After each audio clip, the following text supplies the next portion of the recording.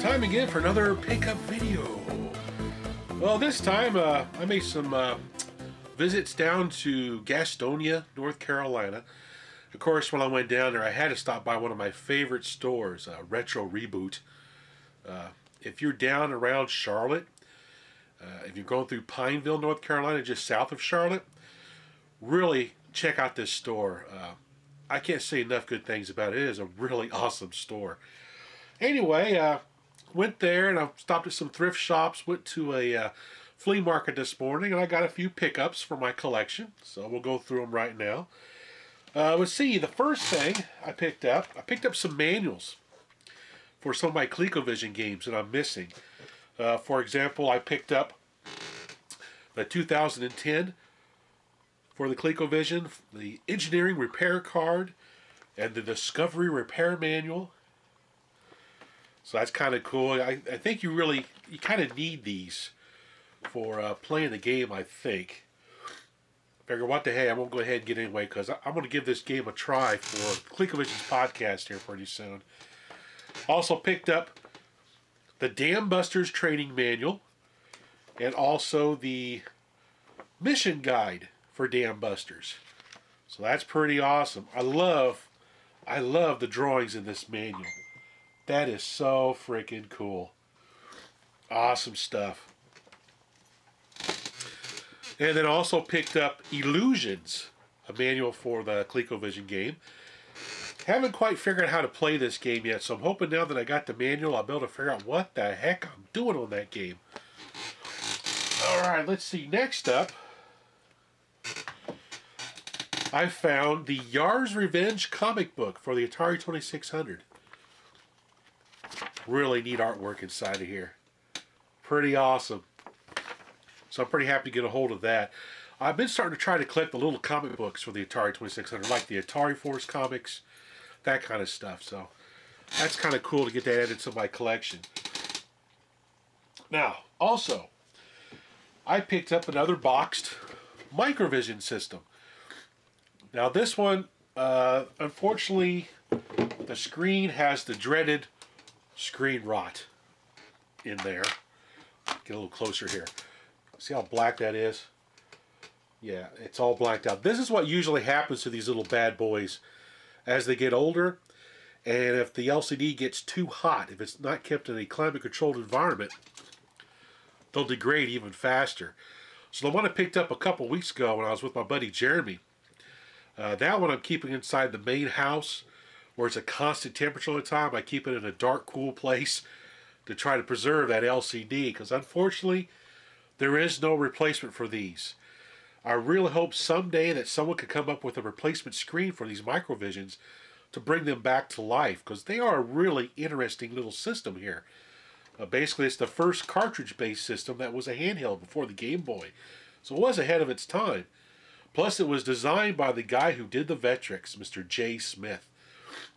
So that guy was incredible. Way before his time, I think. So that's kind of cool. Mainly I picked up the box because it had all the foam inserts and everything, where the one I picked up earlier did not. So that's one reason why I went ahead and just picked it up. It was only like $25. So, you know, that's not bad to get all the inserts. I did get an extra catalog for the Microvision, that kind of stuff. But besides, I can use that for spare parts.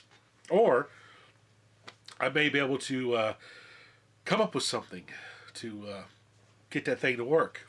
I don't know. Experimentation is such fun. Now let's get to some games I picked up. Now for the Microvision, I picked up Star Trek Phaser Strike, complete in the box. Not too bad of a game. Basically, it's a shooting game. It kind of reminds me a little bit of Air-Sea Battle, where you got the guns at the bottom, but only 3 positions, and you shoot up at targets that fly by. They're supposed to be like, I guess, spaceships or something like that. So you have 2 angle shots, and you have a shot straight up the middle. It's actually not too bad of a game. It's okay. The best version to play is the random target sizes and the random speed. I find that more enjoyable. The next one I picked up was Pinball for my Microvision, complete in the box. It's not actually pinball, but more like let's bounce the ball around the screen and use a paddle to reflect it back. You don't have flippers or anything like that, so it's not true pinball in the sense. It's almost like the Fairchild Channel F saying pinball challenge, video card number 17 was pinball when it was breakout. So this is kind of like breakout with a paddle with a pinball play field. So it's kind of like in between. It's okay though. It's kind of challenging. I'd much rather play Blockbuster that came with the Microvision than play that crazy game, because there's really no point. Just hit the little dots up there to get points and stuff. Ah. Alrighty. For my Atari 8-bit system, I picked up Spy Hunter. Not too bad of a game on the Atari 8-bit. I do prefer the version on the Nintendo NES, though. That one seems to play a lot better than any other version I've played. ColecoVision version's okay. It's not too bad. But if I had to choose a pre-crash version, I would say probably ColecoVision. All Spy Hunter ports to the home game consoles, I probably would favor the Nintendo NES. So it's not too bad. Nice thing to add to my 8-bit collection. Also found another Kaboom. Now I've already got this cartridge. This one I'm going to send to Ferg, because he's a Kaboom fanatic like I am, and he doesn't have this for his 8-bit computer. This was thrown in for free when I was picking up all these games and stuff. So I'm kind of happy to get a hold of it. I can't pass up free. What I like about the 8-bit version of Kaboom is it has a little cityscape in the background behind the Mad Bomber at the top of the screen. And as you're playing the game and you're catching the bombs, it plays this song. That's kind of cool. Listen real quick.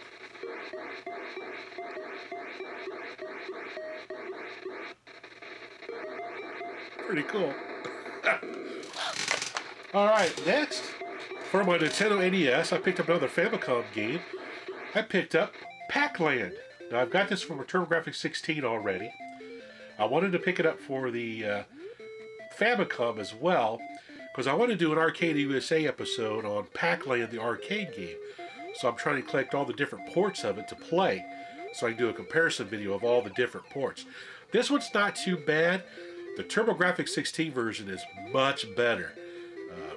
Probably because it's a little bit more, has more horsepower underneath the hood than the Nintendo NES did. But overall, it's not a bad game on the Nintendo, or the Famicom actually. Then for my Super Nintendo collection, which I'm not really collecting heavy for, I just pick up games here and there, I picked up a Miss Pac-Man with a terrible label. What's neat about the Miss Pac-Man game on the Super Nintendo and also the Sega Genesis version is you can do 2 players at the same time, either cooperative or competitive play. It adds a whole new dimension to Miss Pac-Man having 2 people playing at the same time. One plays Miss Pac-Man, the other one plays Pac-Man. Pretty cool. When you hit each other, they go and they bounce off when they hit. It's kind of funny. I'm going to do a gameplay video of this here pretty soon with my wife. She likes Miss Pac-Man, so this would be kind of cool to do. I've got this for my Sega Genesis. This I picked up for Ferg also, because he's been wanting Miss Pac-Man for his Super Nintendo. That's kind of cool. Then for my Nintendo 64, I picked up Super Off-Road Challenge. Off-road racing game. It's okay. The controls are kind of hard for me to use. I can't get used to the steering dynamic. As you can see, I'm all over the frickin' track back here, crashing and everything. I imagine that once I get used to it, it'll be a lot easier to play. I like some of the racing games on the Nintendo 64. And this one I couldn't pass up because it was only like $2. So, what the heck. I didn't have it in my collection anyway, so I think it was worth it. Then my buddy Joshua Kidrick from the Turtles Flakes podcast, he sent me down this box of really cool stuff. He sent me down a ColecoVision, a Super Nintendo, and a Sega Genesis. All of them had different problems with them. Now, the Super Nintendo works perfectly fine. The ColecoVision just has a dirty power switch, so all I had to do to that was just cleaned the power switch, and I was able to get it working again. The Sega Genesis has a problem with the RF output. The composite out and sound works perfectly fine, but the RF out has an issue. Probably has some bad capacitors. Easy fix. So along in that box, he also sent a box video cart number 12, baseball. Awesome. For my Fairchild. So slowly building up my collection of slowly building up my collection of games for the Fairchild Channel F. Now I've got the multi-cart, but I decided, I like to have all the box games for the Channel F. There's only 26 of them. So right now I'm probably almost halfway there. Also, for my ColecoVision, I picked up a couple homebrew games from Collectorvision. First one I picked up is Galaga. Super game module required. Wow. The sounds of this game are out of this world. Fantastic. Game is hard as heck, though. I can play the arcade Galaga much better than I can play this crazy thing. It's much more difficult than the arcade version. The next game I bought, which is another Super Game Module game, is Rollerball.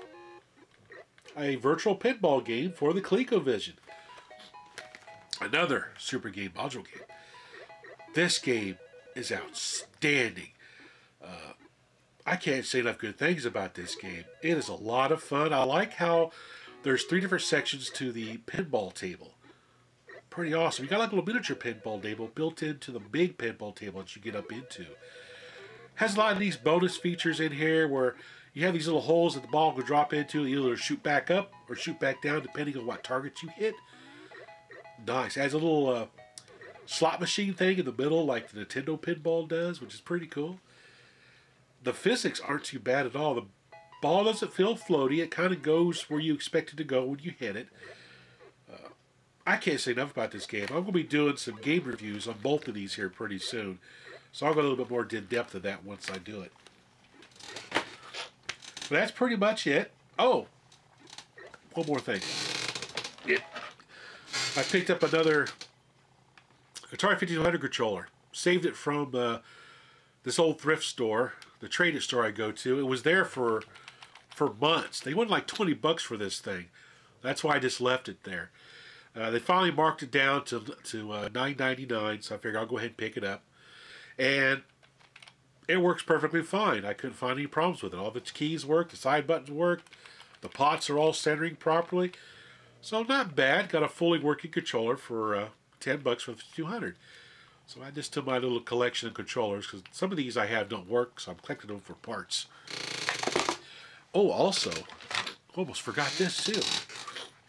Over on Vectrex Fans Unite, this guy by the name of Frank. Now it's green, so it's probably not going to show up. It's like invisible. Look. Oh, you can see through my head. Anyway, he's making Vectrex light pins. He charges $40 for them. That does not include shipping. He charged me $5 to ship mine, so it's $45 total. But it may be a different price if you're someplace else in the country. Works really, really well. Now, I have an original Vectrex light pin, so I want to pick one of these up for my co-host for Vectrex Radio. So he'd have one too, so we cover the Animaction, the sketch program, stuff like that for the Vectrex. He'll have a light pin to use as we review the games. Can't say enough about this light pin. It's awesome. Frank did a heck of a job on this. I'll put a link in the show note how you get in touch with Frank if you want to get one of these light pins. He also does other things with the Vectrex, such as he refurbishes overlays. He also builds custom controllers, like converting Genesis controllers to work with the Vectrex. All kinds of cool stuff he does. So, pretty awesome guy. That's pretty much it. So until next time, keep on gaming.